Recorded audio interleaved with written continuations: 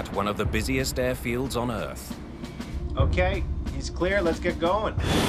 A 747 cargo plane is transporting a load of military equipment. Within seconds, things go horribly wrong. Get the nose down! Trying! Completely foundered and stalled. I remember thinking he's lost all his engines. The accident is caught on camera, Holy cow, there it is. leading investigators to what seems like an obvious conclusion. Looks like a problem with the cargo load. We really thought that we had the cause of the accident, but later we found out there was more to the story. It takes one piece of overlooked evidence to tell investigators they were wrong.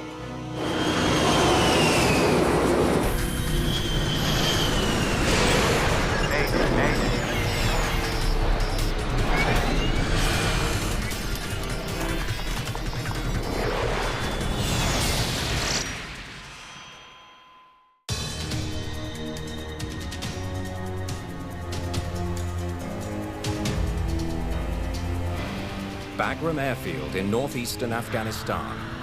It's a hive of activity. Bagram ground, ISAF. 9-5. Alpha Quebec, ready to taxi. The crew of National Airlines Flight 102 is on the last leg of a grueling shift. The air is just billowing out of here. Yeah, sure is. They're flying cargo in a converted Boeing 747 and are parked on the tarmac, waiting to depart. Please tell the flight attendant I'm ready for my lobster dinner. I think she's in first class handing out caviar at the moment. Joking and humor among air crews is probably more prevalent in times of stress when you get into these offline, unusual situations. The crew members are all American. Captain Brad Hassler is heading home to his pregnant wife. Beside him is First Officer Jamie Brokaw. Augment Captain Jeremy Lipka is in the jump seat. Sheets back there? I haven't seen him. I hope he's in the back. Yeah, he's back there.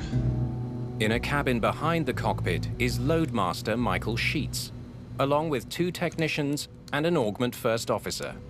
With the additional pilots, the plane can be flown long distances, non-stop.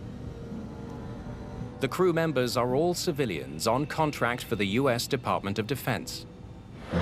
The United States military and its allies built more than 50 bases across Afghanistan during the war there. Bagram was by far the biggest. It's got gyms and 7 dining facilities of enormous sizes. It's got stores. It had a Burger King. At its peak, more than 40,000 people lived here. Now, after 12 years of fighting, the military is scaling back their operation. Troops, weapons, and heavy machinery are all on the move. Every day, air traffic control handles several hundred flights coming in and out of the airport. Today, National Airlines Flight 102 is just one piece of a hugely complex puzzle. The flight plan has taken it from Châteauroux, France to Camp Bastion, Afghanistan, where the crew loaded up 207,000 pounds of cargo. They were supposed to take it straight to Dubai, but were rerouted via Bagram. The crew has been waiting more than an hour to depart. 5 Alpha Quebec, I have your clearance. Advise when ready to copy. Yeah, let's do it. Finally, they get clearance to go. Ready to copy 9-5, Alpha Quebec. 9-5 Alpha Quebec, taxi to runway 3.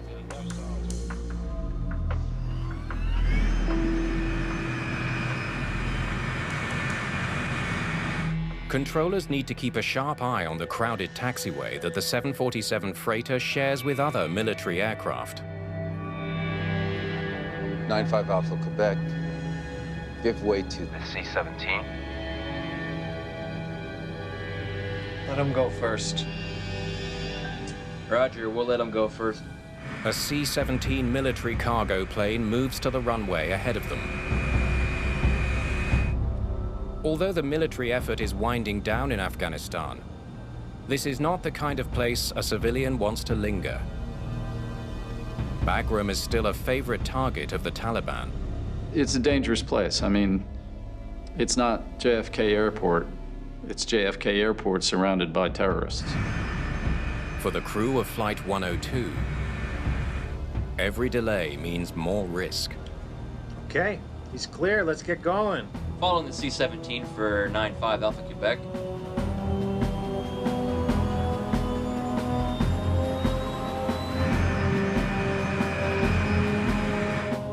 Before takeoff checklist, flaps. 10-10 checked.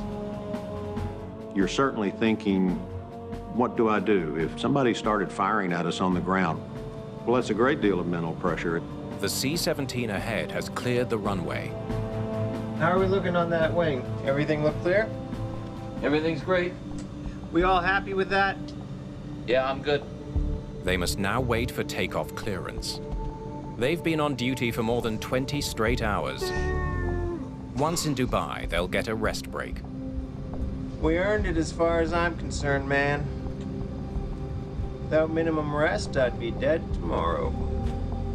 I think I have to agree with that sentiment. It's a real stress situation. They were rightfully ready for their day to be over. Finally, at 3:25 p.m., they're cleared for takeoff. 95 Alpha Quebec, runway 3, full length. Runway 3 is verified. Prepare for departure. The first officer is at the controls for this final leg. They're scheduled to arrive in Dubai in 2.5 hours. When you've been in a long delay situation, when you finally get the clearance to go, it's a great relief. At that same moment, military journalist Stephen Hartov is on the base's perimeter road, returning from a day's work taking photographs for a magazine. We decided we were going to go get something to eat, and I saw off to the left of the truck a white and purple 747, and I remember thinking this is a beautiful airplane because it looked brand new. B1, rotate. Positive climb. Gear up. Gear up. He pulled away from us and started to rotate, and in this case, there was something immediately not right. The climb is unusually steep. What's going on with that aircraft? It was almost stuttering in the air, and I immediately said to Chris, what's going on with that aircraft? Is he taking fire?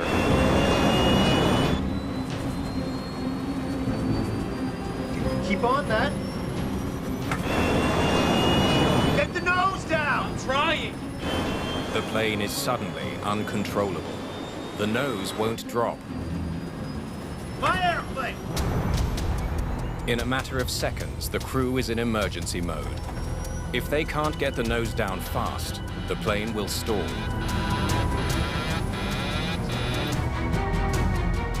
They're not very high above the ground, therefore don't have very much time to try very many things.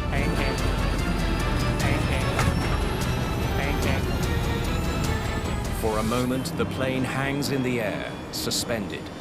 And then the aircraft seemed to sort of careen in our direction. Now you're looking at a big 747 coming at you. Stop the car.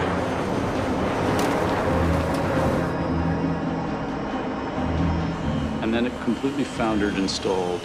And I remember thinking, he's lost all his engines. Don't sink. Don't sink.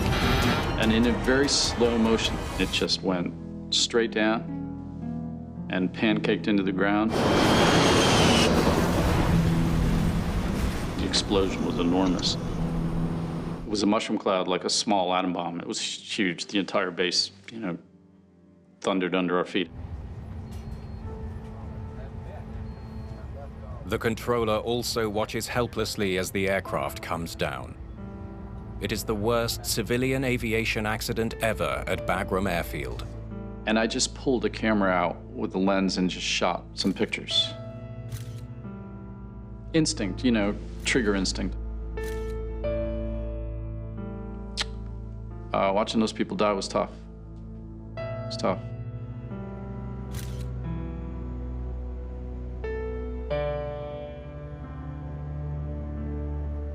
I still think about it.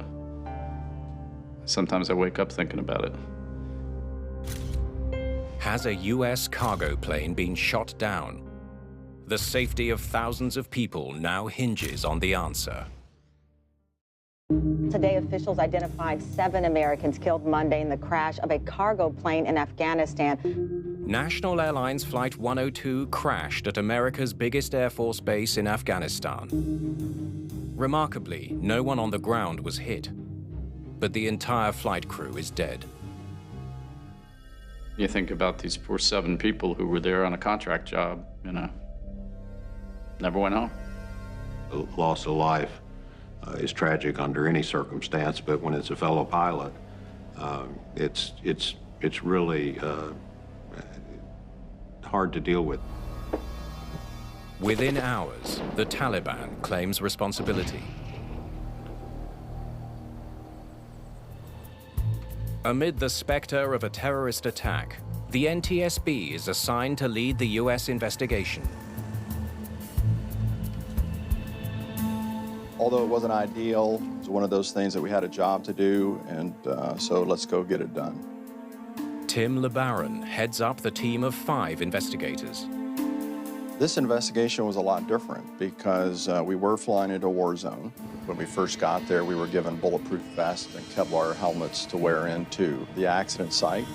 As this is an American base, the civilian NTSB will have to work closely with the military. So what do you got for me? A military sweep of the crash site has already turned up the black boxes. The U.S. military had found the flight data recorder and the cockpit voice recorder before we arrived and had sent them back to the United States to the NTSB laboratory. So we were very hopeful that we would get good information from those recorders that would help explain why the airplane had crashed. Do you have a report for me? But there's another surprising piece of news. The sweep has uncovered no evidence of a missile attack. You're sure? The Taliban claim was purely opportunistic. Let's see what we have here, okay? With the most obvious explanation for the crash eliminated, the team must now take a new look at the wreckage. The damage to this aircraft was some of the most extensive fire damage I've had to work with in my career, so we really didn't have much to work with. 75% of the plane has been consumed by fire or destroyed by impact forces. But the crucial tail section is still almost intact. The tail wings hold the plane's flight control surfaces, including the all-important elevators, which the pilots move up or down to control the plane's pitch. And pitch was a problem from the start of Flight 102. We had that structure remaining, so we did have something of value to look at with regards to a possible scenario for the accident. They take a close look at the tail wing mechanics. We looked at the hydraulic actuators for the elevators and really couldn't find any problems with that. So everything seems to check out, no problem here. I can get those guys get that nose down. If the flight controls were working, then something else must have made the plane uncontrollable.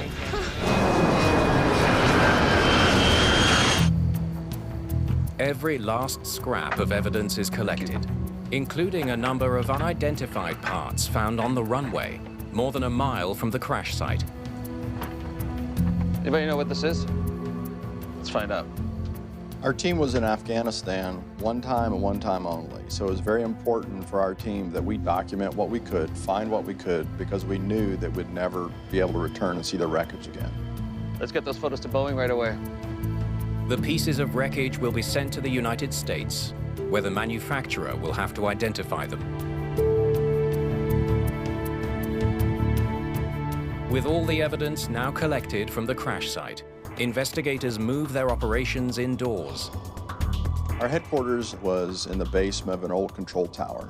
Okay, let's clean this place up. Okay, I'll set up there. There really was no workspace down there. There were a bunch of computers. There were signs that warned of asbestos, and it was a pretty rough environment. As they are settling into their temporary headquarters, a video of the accident appears on the internet. Holy cow. There it is. Shot from an unknown vehicle on the perimeter road, it reveals a huge clue about the plane's erratic climb and fall.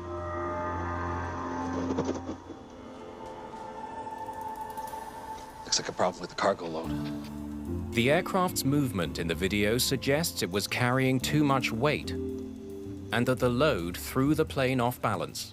The weight is very important in a cargo accident, more so than a passenger accident per se, because passengers have assigned weights. It's very standard. There's much more room, margin of error to work with passenger weights and baggage than when you're flying cargo.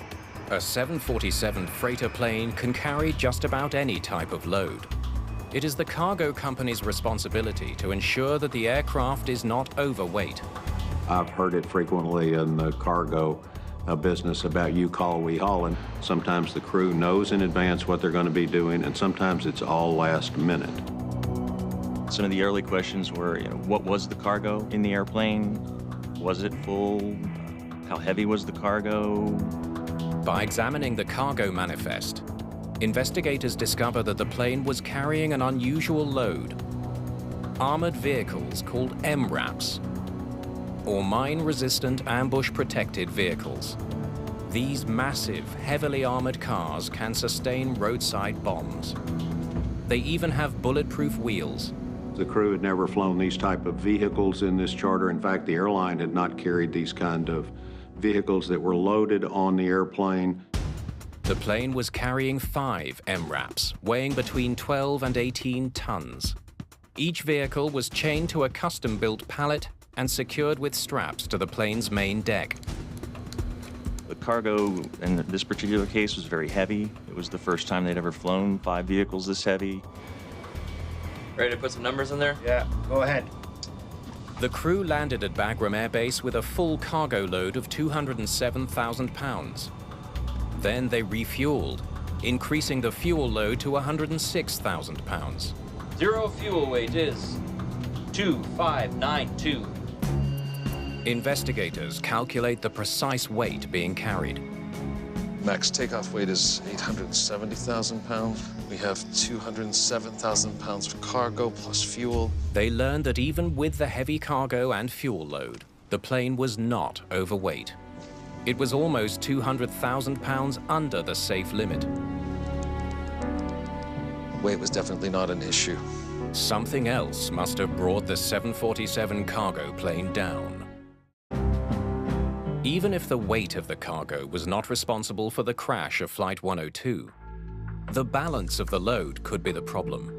If the aircraft is loaded from the outset out of balance, then that affects the performance of the airplane. Bring up the schematics. Investigators map out the placement of the MRAPs in the hold to study the balance of the load. Fill it with our cargo. 3 MRAPs weigh 18 tons each. On the ends are smaller versions that weigh 12 tons apiece. Center of gravity with our vehicles in position looks like 30.4%. After a few calculations, they determine the balance of the load. The airplane actually could carry the weight, and as loaded was within the center of gravity. It's a puzzling assessment, but there's another possibility. Even if the load was balanced before takeoff, it could have shifted as the plane was lifting off. The focus now turns to the loading procedures. Specifically, were the MRAPs properly secured? Standard cargo containers are locked into a hardware system built on tracks in the floor. But oddly shaped, oversized cargo, like the MRAPs, can't use these locks. Heavy nylon straps are secured to tie-down points around the hold.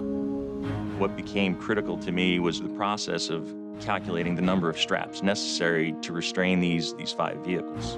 The loadmaster on board the plane used a National Airlines manual to calculate how many straps were needed to secure the vehicles. Based on their cargo operations manual, the numbers were determined to be 24 straps for the 28,000-pound MAT-Vs and 26 straps for the 3 40,000-pound Coopers. And seeing his rationale for calculating those numbers all seemed to make sense to me. Despite the appearance of the dashcam video, analysis has shown that the plane was not overweight It was properly balanced, and the load was secured according to company's standards. Investigators need to find out what was going on inside the plane. Information from the black boxes will be crucial. Hi, airplane! Flight data recorders record what the elevator and the ailerons and what the control pitches are doing. So we were very hopeful that we would get good information from those recorders that would help explain why the airplane had crashed. Hello? A call comes in from the NTSB's head office in Washington, D.C. Hey, you have the readouts? The black box data is in. That's great. But there's a problem. Really? I got a call from our director, John DeLisi, and he informed me that, unfortunately, the flight data recorder and the cockpit voice recorder had quit working shortly after takeoff. Things started to go wrong shortly after liftoff, known as the point of rotation. But this is precisely the moment when the black boxes stopped recording. Having the FDR CVR after the point of rotation would have been very helpful. We had none of that information. Thank you. We really had to revert back to old methods of investigating, so I call it old school methods. Investigators decide to contact eyewitnesses who might have seen the plane take off. Okay, what else did you see? On a base of this size, there may be thousands of people who could provide potential clues. All right, well, thanks very much. You need really to interview many different witnesses and listen for the common thread that's the same through all of the witness statements.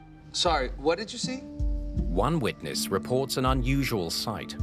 A runway sweeper is sure he saw puffs of smoke trailing behind the airplane after liftoff. And it wasn't coming off the wings or out of the engines? His testimony raises the possibility that a fire inside the plane may have caused the crash. If a fire had started inside the cargo hold during liftoff, there would be evidence of this on the pieces of wreckage from the interior of the plane. The interesting thing was the tail portion, the aft pressure bulkhead, which is white in its color, did not have any evidence to support that we had a fire on board the airplane before the impact. There's no sign of any smoke residue. There couldn't have been a fire on board. Investigators are at another impasse. They still have no hard evidence about the final fatal moments of Flight 102. When you go to an accident scene where everything appears to be burned up and there's not a lot left, how in the world can you do an investigation? One thing for sure is there's always evidence. Bring up the CVR. Stand by. In a search for answers, investigators turn to the cockpit voice recorder. It cut out just 3 seconds after liftoff, but it was recording during the crew's hour-long wait on the tarmac. What the heck? Let's hear the whole 2 hours. Might be something there. There's your trouble, Brad. What is it? Sounds like the first officer is showing something to the captain. There's your trouble, Brad. What is it? One of the damn straps is busted. Pause it there. The CVR suggests the first officer found a broken strap inside the cargo hold. Like, So you're gonna be throwing more straps on that thing? Well, just shifted, apparently. Did the truck move? Yeah, just tighten up on the straps. holy crap, one of those things actually moved? So hearing the crew talk about that the load had shifted, also that a strap had broken, definitely piqued our interest. Go again? All the straps that were keeping them from moving backwards were loose. Those things shouldn't budge an inch. Despite investigators' earlier conclusion that the heavy load was properly secured and therefore could not shift, the CVR recording indicates that the opposite was true. So from that information, we know that they had a load shift when they came in and landed, and that was very important to us in our investigation. All the straps that were keeping them from moving backwards were loose. What the hell do you think's gonna happen when you slam it on the runway, slam on the brakes, and don't use reverse? Well, there ain't nothing you could have done about that. I'm getting off this plane. I'm scared. They have no idea how serious this really is. Really, the crew is not trained or equipped to actually be involved in knowing whether the restraints are proper for the load. I hope instead of just replacing that strap, he's beefing the strap up more. Yeah, he's cinching them all down. Stop. He would be Loadmaster Michael Sheets. The loadmaster in a cargo operation is the one that's responsible for the security of the load, so everyone is depending upon them. What's up, dude? You filled out of the strap away? Did you put a couple more on? How far to move? A couple inches? Yeah, they just moved a couple inches because it's nylon, you know? These things are so heavy, you'd think they probably wouldn't hardly move no matter what. They always move. Everything moves. So if those straps weren't fixed right, then the back vehicle could have come loose on takeoff. That cargo shifts during rotation, you'll wind up with a potential pitch problem. Did the MRAPs shift after takeoff? To answer this question, the team must find a way to piece together events in the cargo hold in the moments before the crash. So there's no evidence of a weapon? Investigators need to prove that one of the heavy, mine-resistant, ambush-protected vehicles shifted during the flight. Clues might be hard to find in the minimal and scattered remains of the aircraft. But the one thing as investigators that we do is we go into a very chaotic environment and we bring order to it. Okay, guys, great. Just put that down right in the center there. So I gathered as much of the aft pressure bulkhead structure as I could and believe we came up with at least 90 to 95% of it. The aft pressure bulkhead is an airtight wall. It protects the cargo area from the non-pressurized tail section of the aircraft. Investigators sought out pieces of the liner that covers the cargo hold side of the bulkhead. You definitely go with this guy here. Take a look at this. I can guess what that is. And you could read the words Goodyear. What became obvious was that the tire from the aft Mat V had impacted the aft pressure bulkhead and left that tire impact on the liner. Bam. It looked as if that tire had pressed up like a rubber stamp on the aft pressure bulkhead. Only one tire capable of doing that. The mark matches the spare tire in the top right corner of the rear vehicle. The vehicle itself was found tipped over in the wreckage, damaged but not destroyed by fire. Pass me that flashlight, will you? The metal antenna box from the rear of the same MRAP is damaged and provides another big clue. Look at that. Paint transfer. The box sits up high at the back of the MRAP. That looks like a direct hit. The only place that we could think of where there was orange paint was the cockpit voice recorder and the flight data recorder. To hit the flight recorders, the MRAP would have had to shift at least 12 feet. Could it have moved that far? A few quick measurements show that the height of the paint transfer on the antenna box lines up neatly with the location of the orange recorders inside the plane. The antenna box sat about 104 inches above floor level, and where the CVR and FDR are located is 104 inches above the floor of the aircraft. Now you're starting to see a chain of events that this vehicle had to be moving in an aftward direction. Both black boxes stopped recording seconds after takeoff because a 12-ton MRAP knocked them out. But even if the heavy vehicle damaged the flight recorders, would it have been able to somehow bring down a huge 747?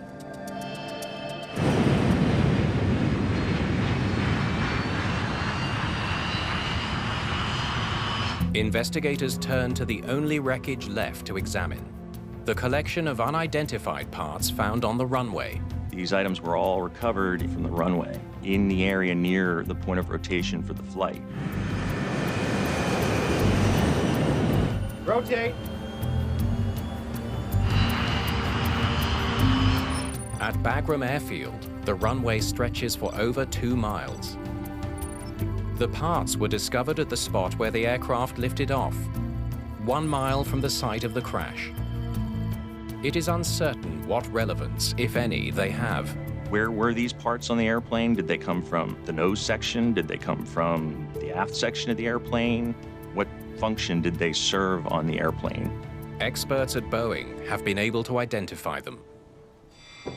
Here we go. Hydraulic return tubing.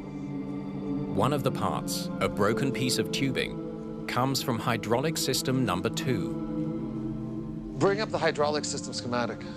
The 747 has 4 hydraulic lines that power the control systems of the aircraft.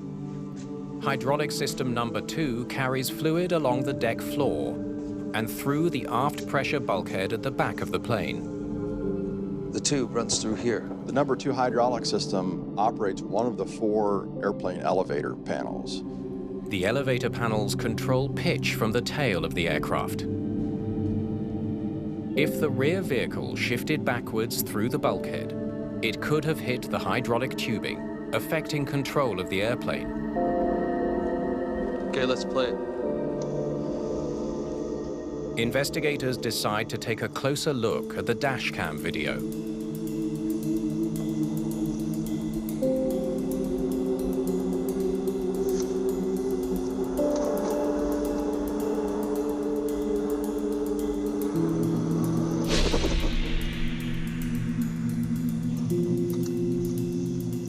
Play it again, this time in slow motion. Upon close examination, they notice something odd. Freeze. Something's not right. Advance a few frames. A little more, a little more. Stop. What's going on? Something's wonky with the landing gear. Large aircraft like the 747, they have a very complicated landing gear system to carry the loads that they carry. They come down together and they go up together, and it takes several hydraulic systems to make that happen. The hydraulic systems that control landing gear also regulate various other parts of the plane, including control surfaces that affect pitch. Using animation software, the investigators create a match for the 747 with its 5 sets of landing gear. Now let's compare the model to the video.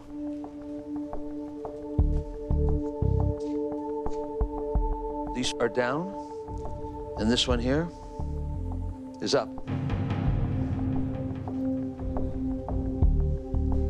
That shouldn't happen.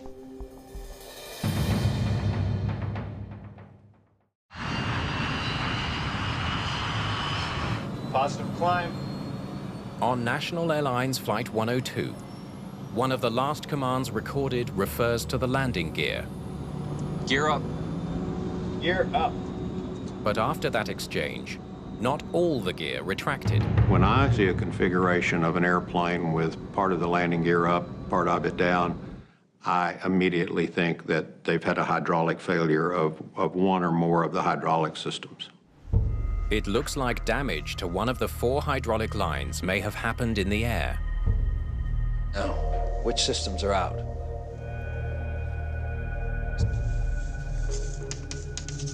Body, landing, gear.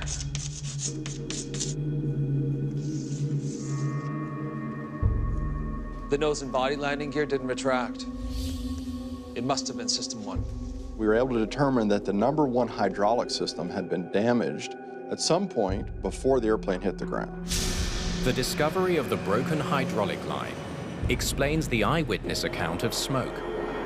As hydraulic fluid vaporizes behind the airplane, it appears to look like smoke. Investigators think they have finally cracked the mystery. The heavy armored vehicle came loose, smashed through the back of the plane, and took out the hydraulic lines, making the plane uncontrollable.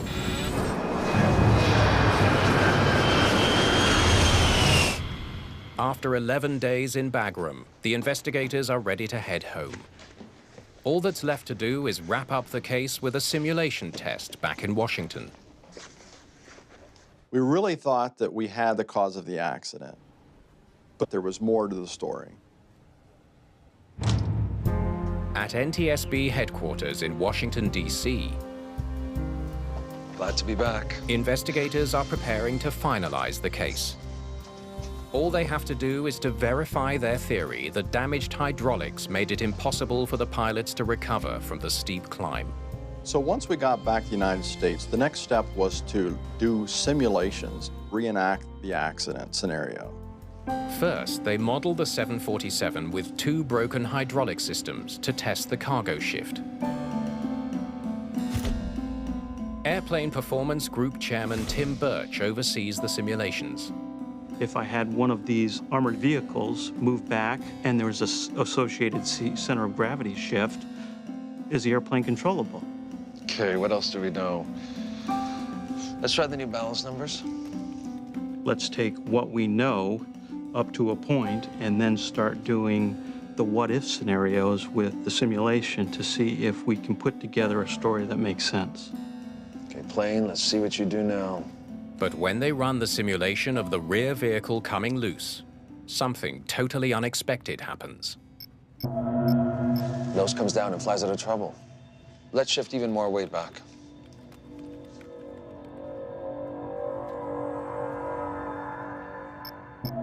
Let's push the center of gravity even further. Yeah, let's try that.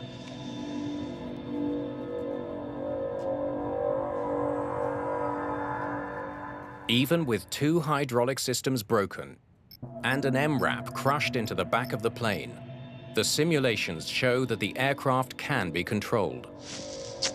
All right, we're missing something. The theory that seemed so solid in Afghanistan is now a bust. So we started scratching our heads. There was something more that we were missing. Most of the airplane wreckage now lies buried near the crash site in Afghanistan, thousands of miles away. Only selected parts have been sent to the United States for analysis. Investigators must sift through photographs from the site to search for new evidence that might explain what caused the crash.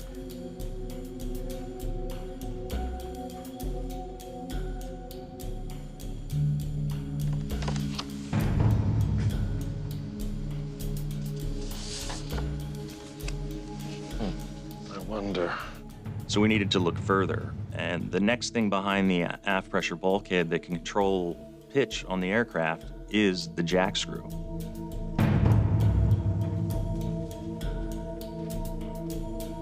Hey, where'd that stabilizer jack screw end up? The horizontal stabilizer is a large control surface that helps balance the plane in the air. The jack screw, about 6 feet tall, lowers and raises the edge of the stabilizer in response to the pilot's commands. The jack screw found at the crash site was bent and severed right near its base. The most likely explanation seemed to be that the damage occurred on impact, but just to make sure, it was sent to the US for testing.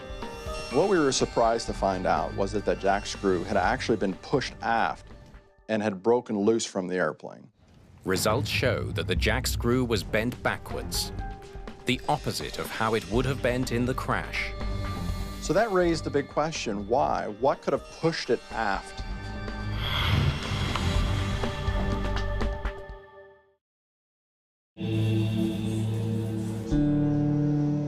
Do we have a printout of this? To find out what could have hit the jack screw, investigators consult a diagram of the airplane's aft section. Okay. They take some careful measurements and come up with a match. Yep. Straight hit. I was able to determine that the bumper of the MAT-V lines up directly with the motor of the jack screw in the area where it detached from the lower fuselage. They input the new data. The simulation now includes a broken jack screw that makes the stabilizer free-floating. One MRAP at the back. See 2 elevators down.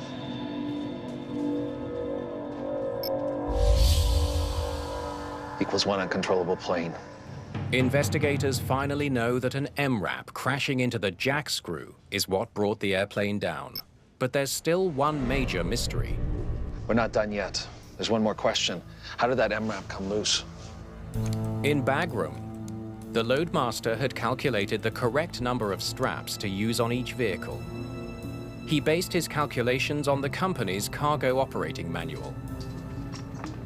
How could the cargo have come loose if he followed the right procedure?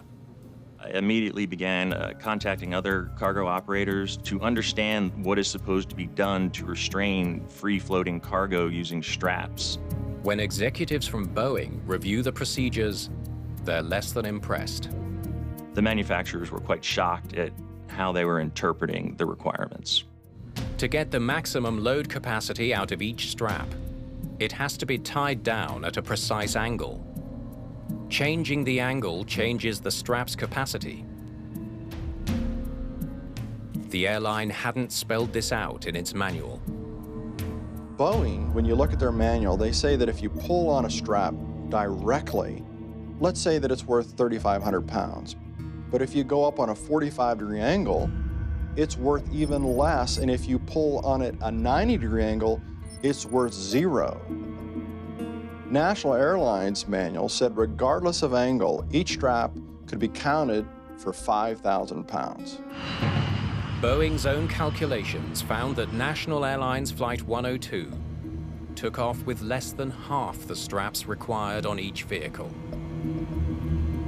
At the most, they could have carried one MATV vehicle. What's up, dude?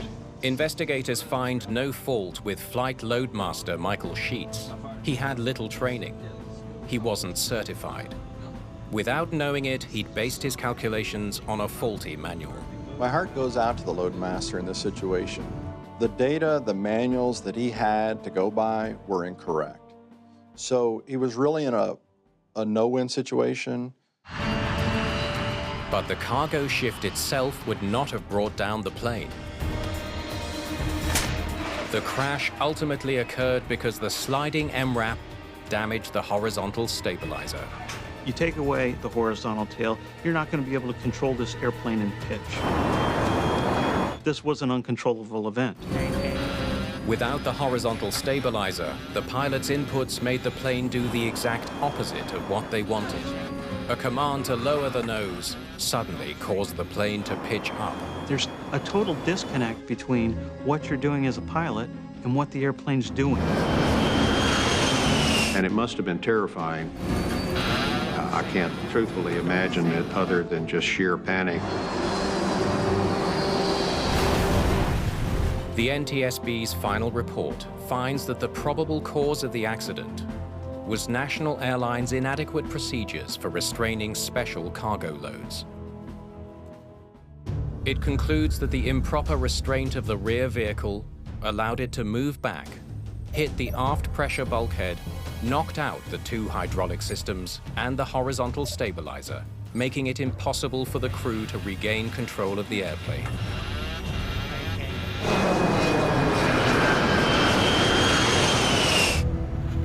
One of the key recommendations is for mandatory certification of all cargo handling personnel, a move that would standardize their procedures, training, and workloads. I know that there are economics involved in using more certified people, but I certainly hope that they end up making loadmasters in these cargo operations certified just like anybody else. So reflecting back on this investigation, there were many hurdles. We'd went into Afghanistan with a very, very small team. We had to go back to old school methods. But at the end, we actually came out with safety recommendations that I believe are going to prevent an accident like this one from happening again. I don't forget the tragedy, but I also have a lot of pride that I believe that we've been able to make a difference.